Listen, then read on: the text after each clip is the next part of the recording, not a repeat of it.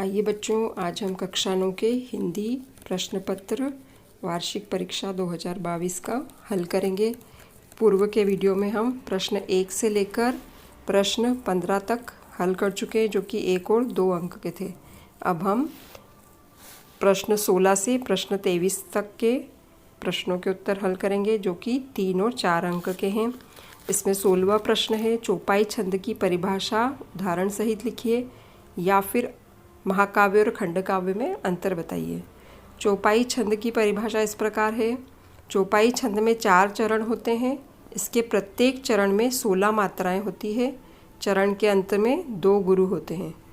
इसका उदाहरण है, रघुकुल रीत सदा चली आई, प्राण जाए पर वचन न जाए। रामचरितमानस की कोई भी चौपाई याद हो वो लिख सकते हैं। इसके बाद वाला जो प्रश्न था वो है महाकाव्य खंडकाव्य में अंतर। तो महाकाव्य में 8 से अधिक सर्ग होते हैं और खंडकाव्य में 1 या 2 सर्ग होते हैं। और महाकाव्य के अंदर यात्रा वर्णन, प्रकृति वर्णन और नगर वर्णन ये सब आते हैं। छोटी छोटी कहानियाँ जुड़ी होती है। किसी भी नायक पर लिखा होता है पूरा महाकाव्य, और इसकी शैली बहुत उदात्त होती है। इसके अंदर सभी रसों और छंदों का समावेश होता है। इस तरह से ये महाकाव्य कहलाता है। खंडकाव्य में 1 या 2 सर्ग होते हैं। खंडकाव्य में कुछ रस और छंद का प्रयोग किया जाता है। सभी रसों का समावेश नहीं हो पाता है, क्योंकि यह नायक की सिर्फ किसी एक घटना पर आधारित कहानी होती है। इस तरह से महाकाव्य और खंडकाव्य में अंतर है। और महाकाव्य का उदाहरण है रामचरितमानस और खंडकाव्य का उदाहरण है पंचवटी। हम अंतर लिखने के बाद एक एक उदाहरण भी इसके लिख देते हैं।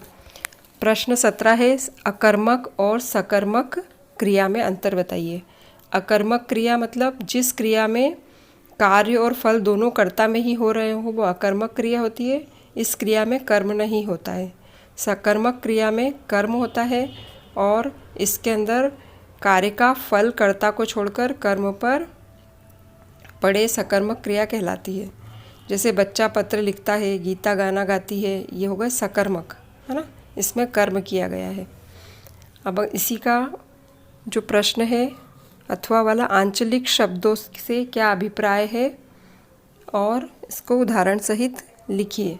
आंचलिक शब्दों से अभिप्राय यह है कि किसी क्षेत्र, प्रांत या अंचल के विशेष प्रांतीय क्षेत्रीय शब्द, उनसे संबंध रखने वाले शब्द, जैसे कुची कुची, खोटी, राहदारी, भिटा, गांव, गिराव और भी जो भी गांव में बोले जाने वाले स्पेशल जो विशेष शब्द होते हैं उनको आंचलिक शब्द कहा जाता है। अगला प्रश्न है प्रश्न 18।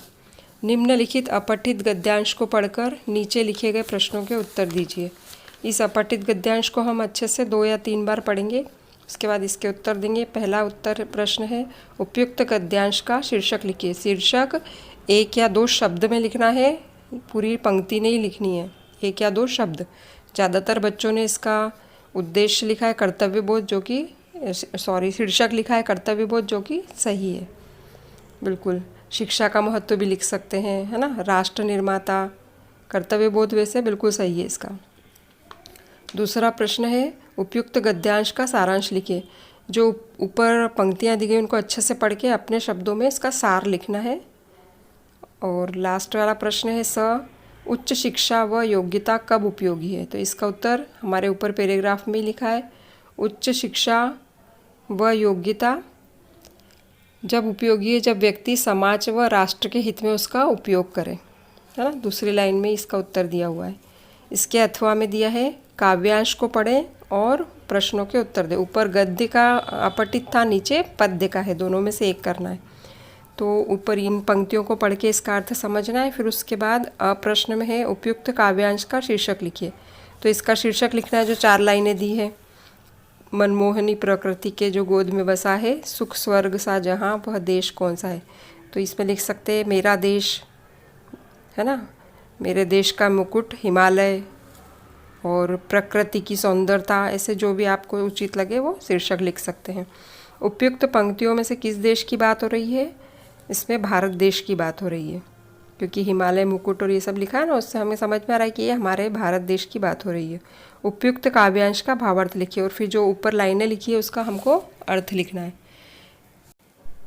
जो मन को मोहने वाली है, आकर्षित करने वाली है, प्रकृति की गोद में बसा है, वह चारों ओर से हरियाली और सुख समृद्धि से भरा है, वह देश कौन सा है? वह हमारा देश भारत है, जिसके उत्तर में हिमालय पर्वत मुकुट की तरह विराजमान है और दक्षिण में रत्नेश समुद्र है, जो भारत माता के चरणों को धो रहा है। वो भारत देश मेरा है। ये अर्थ लिखना है। अगला प्रश्न है 19। निम्नलिखित शब्दों के अनुच्छेद बनाकर लिखो। यहाँ पे दिवाली, मिठाई, दिया, मेहमान, खुशी, आशीर्वाद, अद्भुत, ये सब शब्द लिखे। इन शब्दों से हमें एक ऐसा अनुच्छेद, मतलब ऐसा पैराग्राफ जैसा बनाना है, 5-7 लाइनें लिखनी जिसमें ये सारे शब्द आ जाए। तो हम या तो दिवाली का निबंध की कुछ लाइनें लिख देंगे तो भी ये सब कुछ आ जाएगा उसमें, है ना। दिवाली के बारे में लिख देंगे तो इससे आसानी से पैराग्राफ बन जाएगा। फिर कक्षा में अपने प्रिय मित्र से पढ़ाई से संबंधित संवाद लिखिए, मतलब बातचीत। तो इसमें ना आपको सीधे सीधे लाइन नहीं लिखनी है, अपने नाम लिखना है अपना और अपने मित्र का। तो आपने क्या कहा, फिर आपके मित्र ने उसका क्या जवाब दिया, फिर आपने क्या कहा, फिर मित्र ने क्या जवाब दिया, ऐसे करके अपनी किसी भी एक विषय पे थोड़ी सी पढ़ाई से संबंधित, यहाँ पूछा है तो पढ़ाई से संबंधित कुछ बातें करनी है और उसको लिखना है कागज़ पर। ये 3 अंक के प्रश्न हो गए 19 नंबर तक। अब प्रश्न 20 से 4 अंक वाले शुरू हो जाएंगे 23 तक। तो पहला प्रश्न है 20। निम्नलिखित काव्यांश का संदर्भ प्रसंग सहित भावार्थ लिखिए। प्रेमी ढूंढत में फिरों, प्रेमी मिले न कोई, प्रेमी को प्रेमी मिले सब विष अमृत होए। ये हमारे पाठ की कबीर की साखियाँ से लिया गया है और इसके जो कवि हैं वो कबीरदास जी हैं। ये तो हो गया संदर्भ। और प्रसंग में लिख देंगे, इसके अंदर प्रेम के बारे में वर्णन किया गया है और उसका अर्थ लिख देंगे। हे ईश्वर, मैं आपको जगह जगह खोजता फिरता हूँ, परंतु मुझे आपके दर्शन नहीं होते।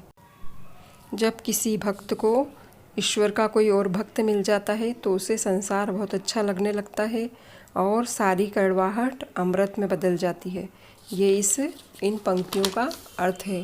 उसके बाद अथवा में जो दी गई पंक्तियाँ हैं वो है, पेड़ झुक झांकने लगे, गर्दन उचकाए, आंधी चली, धूल भागी, घाघरा उठाए, बाकी चिनवन उठा, नदी ठिठकी, घूंघट सर के, मेघ आए बड़े, बन ठन के संवर के। आपका एक जो वस्तुनिष्ठ प्रश्न था उसका उत्तर भी था इसमें, है ना, मेघ वाला, अगर थोड़ा सा ध्यान देते तो। और इसमें संदर्भ में लिख देंगे, सुमित्रानंद पंत का पाठ है, पाठ का नाम देख लेना किताब में, मेरे को ध्यान नहीं आ रहा है। और इसके बाद है इसमें प्रसंग लिख देंगे कि प्रकृति की सुंदरता का वर्णन किया गया है और इसका अर्थ है, पेड़ झुककर गर्दन उचकाकर झांकने लग गए, आंधी चली तो धूल ऐसे भागी जैसे लड़कियां घाघरा उठाकर भाग रही हो, दौड़ रही हो, नदी भी मानो थोड़ी देर में ठिठक रही हो, रुक रुक कर देख रही हो, लोग घूंघट सरका कर मेघ मतलब बादल के मेहमान की तरह उसे देख रहे हैं।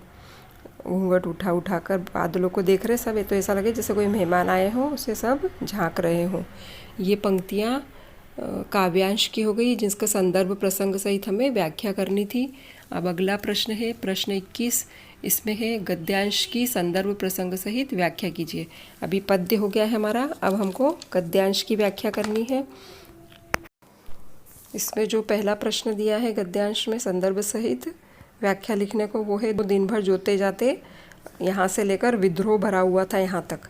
तो ये इसका संदर्भ लिखेंगे कि हमारी पाठ्य पुस्तक क्षितिज भाग 1 के पाठ 1 दो बैलों की कथा, जिसके लेखक मुंशी प्रेमचंद है, उससे ये पंक्तियाँ दी गई है। ये संदर्भ हो गया। और प्रसंग में आ जाएगा, दो बैलों के आपसी प्रेम के बारे में यहाँ पर वर्णन किया गया है कि वह किस तरह मनुष्य की तरह एक दूसरे का ख्याल रखते हैं और एक दूसरे से प्यार करते हैं। और फिर व्याख्या कर देंगे हम अच्छे से इन लाइनों को पढ़ के, अपने शब्दों में उसका अर्थ लिखना है व्याख्या में।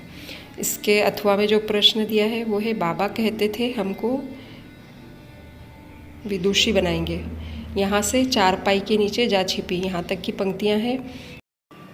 इसमें संदर्भ हम लिख देंगे कि हमारी पाठ्य पुस्तक क्षितिज भाग 1 की पाठ से लिया गया है और इस पाठ का नाम है मेरे बचपन के दिन और इसकी लेखिका है महादेवी वर्मा। ये हो गया संदर्भ, और प्रसंग लिख देंगे महादेवी वर्मा के बचपन का वर्णन, और फिर व्याख्या में ये सब लिख देंगे जो इनमें पंक्तियाँ हैं, इसका अर्थ बनाकर हम लिख देंगे। इसके बाद अगला प्रश्न आ जाएगा। प्रश्न 22, अपने विद्यालय के प्राचार्य महोदय को 3 दिन के अवकाश हेतु प्रार्थना पत्र लिखो। ये तो सब बच्चों को अच्छे से आता है, 3 दिन की छुट्टी का प्रार्थना पत्र लिखना था अपने प्राचार्य को, है ना। कैसे लिखना है आपको अच्छे से बता भी रखा है, और मैंने इसके भी वीडियो बना के रखे, वो देख सकते हो आप। वार्षिक परीक्षा की तैयारी के संबंध में अपने पिताजी को पत्र लिखो। ये अथवा में आया था। ये भी कैसे लिखना है, एक औपचारिक पत्र आया, एक अनौपचारिक पत्र आया है। तो अनौपचारिक पत्र में अपने पिताजी को पत्र लिखना है और बताना है कि पढ़ाई कैसी चल रही है। जब ये पत्र कब लिखा जाता है, जब आप किसी हॉस्टल में रहते हैं या किसी बाहर शहर में पढ़ते हैं, तब वो लिखना है आपको।